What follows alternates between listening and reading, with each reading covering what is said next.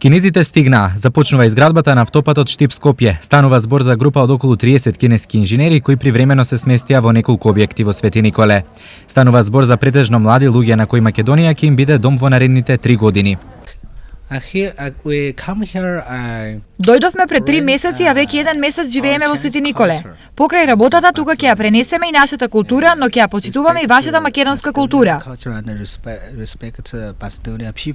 За кинезите Македонија до пред неколку месеци била нешто сосема непознато, па прашањето е како тие без предзнаење јазик ќе се снаоѓаат тука.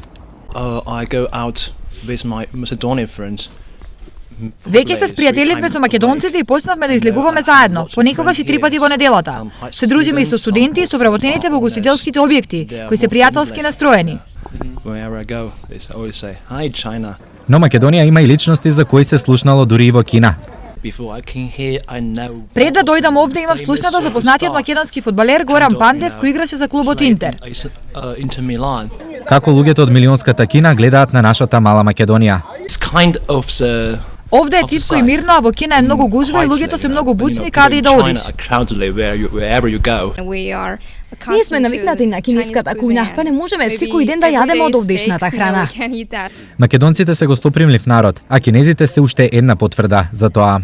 Луѓето овде се многу дружелюбиви, например кога ја преминуваме улицата, возачите застануваат и дозволуваат да поминеме, а во Кина тоа никогаш не се случува.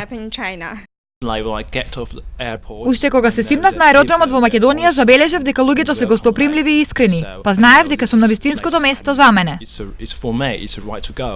Вака кинезите гледаат на македонците, но како македонците гледаат на дојденците од Кина? Ние сме гостолюбив народ и би требало да ги примаме како што треба. А сега како ќе се разбереме со јазикот, малце неразбирливо е, али сепак би требало да се разбереме. Голема раздвиженост ќе има, повеќе и економски, ако гледаш ќе се подигне стандард на луѓето, ќе има ово, ќе има оно, за секакви работи. После многу ќе значи пато кој ќе ја направат за престиж во Свети Николе.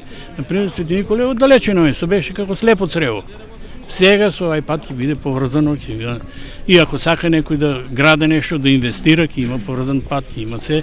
Инаку за не повеќе од 2 месеци на првата група кинези кои треба да создадат услови за изградба на така наречениот кинески кварт, треба да им се придружат уште околу 50 нивни колеги. Сите ќе бидат ангажирани на изградбата на автопатот Штип-Скопје.